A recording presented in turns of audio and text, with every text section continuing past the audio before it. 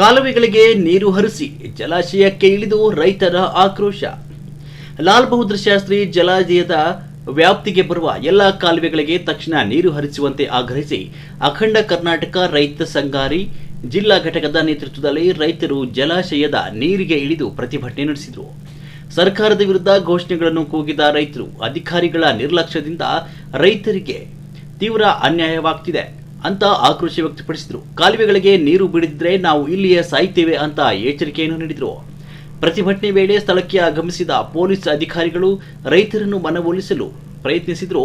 ರೈತರು ತಮ್ಮ ಹೋರಾಟವನ್ನು ಮುಂದುವರೆಸಿದ್ರು. ಸರ್ಕಾರ ರೈತರಿಗೆ ಮಲತಾಯಿ ಧೋರಣೆ ತೋರುತ್ತಿದೆ ಅಂತ ಆರೋಪಿಸಿದ ಪ್ರತಿಭಟನಾಕಾರರು ಕೂಡಲೇ ನೀರು ಹರಿಸದಿದ್ರೆ ಹೋರಾಟವನ್ನು ಮತ್ತಷ್ಟು ತೀವ್ರಗೊಳಿಸುವುದಾಗಿ ಎಚ್ಚರಿಕೆಯನ್ನು ನೀಡಿದರು. ಈ ಪ್ರತಿಭಟನೆಯಿಂದ ಜಲಾಶಯದ ಪ್ರದೇಶದಲ್ಲಿ ಕೆಲಕಾಲ ಉದ್ವಿಗ್ನ ವಾತಾವರಣ ನಿರ್ಮಾಣವಾಯಿತು. ವರದಿ ಕೃಷ್ಣ ರಾಠೋಡ್, ಸಮೃದ್ಧ ಕರ್ನಾಟಕ ನ್ಯೂಸ್, ಆಲಮಟ್ಟಿ. ಸೇವೆ ಮಾಡ್ತಾ ಇಲ್ಲ. ನಾವು ಕಟ್ಟಿದಂತ ತೆರಿಗೆ ಹಣದಿಂದ ಬದುಕಂತ ಕೂಲಿಯಾಳುಗಳಿವು. ನಾವು ಕಟ್ತೇವೆ ತೆರಿಗೆ ಹಣ. ನಮ್ಮ ದೇಶದಲ್ಲಿ ಅತಿ ಹೆಚ್ಚು ತೆರಿಗೆ ಕಟ್ಟೋರು ಯಾರಂದ್ರ ರೈತ ಕುಲ ಬಾಂಧವರು ಬಂಧುಗಳೇ. ಯಾವ್ಯಾವ ರೀತಿ ತೆರಿಗೆ ಕಟ್ತೇವಂದ್ರ, ಒಂದು ಟ್ಯಾಕ್ಟ್ರಿ ತರಕ ತೆರಿಗೆ ಕಟ್ತೇವೆ, ಒಂದು ಗೊಬ್ಬರ, ಒಂದು ಬೀಜ, ಮತ್ತೆ ನಮ್ಮ